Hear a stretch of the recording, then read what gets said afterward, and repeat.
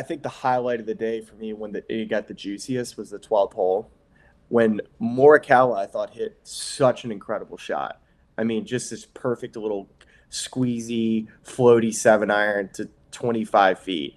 And then Scotty gets up there after watching that and hits the most psychotic shot I've ever seen. This is a psycho shot. He hit the same shot except he aimed at the pin.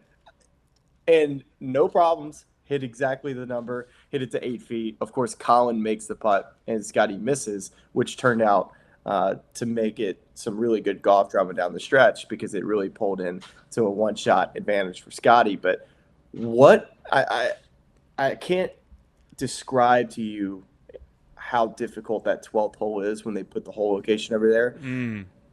This green is only about 8 steps from front to back as far as shallowness goes, like across the green. The greens are literally rock hard, and these guys are hitting 7-iron over a pond into a wind that you know is there that you're not sure if it's there. And both of these guys get up there and hit their numbers. I just want to commend Collin and Scotty in their ability to play with such feel and skill at such a high level in high leverage moments. And I've been, I wouldn't say critical of Collin, but more just show me. Like, Yep. just show me that you're Collin again. And that shot and I think even just he continues to bank more and more shots. And I'm just like, man, he's all the way back. That shot to me was like, okay, Collin Morikawa is back. And then we already know Scotty, like, doing what he did was not surprising at all. It just was like, you're taking crazy pills. You're crazy.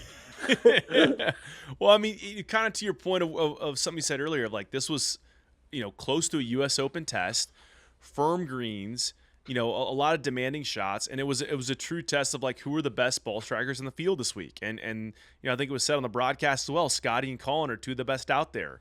It was interesting. Victor Hovland was right there until he played poorly on the weekend, but this, he won here last year, and it really separates the guys who are just flushing the golf ball from the guys who just aren't, because you're going to get penalized for it a ton out here if you're not hitting it well. And so I thought that was a cool sort of test to see. And Collin, I feel like we're almost he's already won majors, so it's less of the clutch gene question that we were asking about Xander maybe a couple weeks ago before he wins the PGA. But it's like we're almost like re-entering that territory where he's been there in every basically every big tournament this year, and he's so close. And it's like, what's it going to take to get it over the hump? And I thought he putted it pretty well, on Sunday. Especially in contention, made some big putts. There were a couple that he probably would have liked to have back, but it was less that. It was more of like, if you have the chip back at 16. You hit that a little tighter, and then maybe, you're in tight. Scotty thinks you're going to make a par, and all of a sudden, instead of getting a read off you, he's got to make a nervy long putt to stay, to hold the lead. Maybe it looks a little different, in that sort of finish.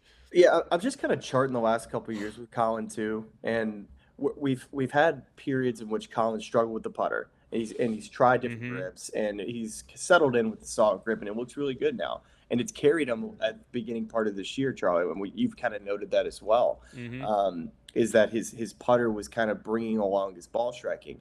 And then let's take it all the way back to the Century 2 years ago, where he has that lead on the easiest stretch of the golf course at Kapalua, and chips and chili chunks his way and short games himself out of the golf tournament. John Rahm goes on and wins. So we've got this couple year period of a sample size of the putter being off, the chipping kind of leading, and it's very difficult to chip a Kapalua. It's super, super grainy. And if your motor pattern is off at all, like you're like, oh gosh, how do I make good contact?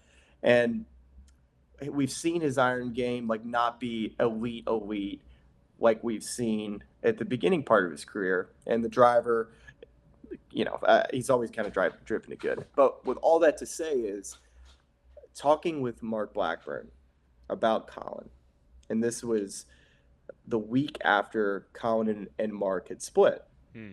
And Mark said something very interesting about Collin, and it was that this guy's mental game is off the charts, just off the charts. And there's a reason why he's already won multiple majors.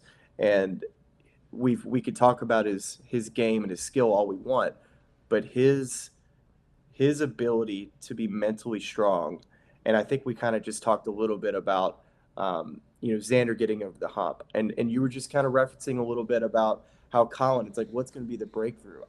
I think mentally, Collin is there. Like, Collin Yeah. is, that's never left him. He's about, it's kind of like that stupid confidence that players always have, even when they're off. Like, they're never going to lose that. I don't think Collin's ever lost that. He's won in stretches like in Zozo, for instance, where he's hasn't been playing his best golf and goes out and wins. So he's never lost that, and I think that's what's been the most impressive thing about him in the year that he's had, and just continues to be consistent.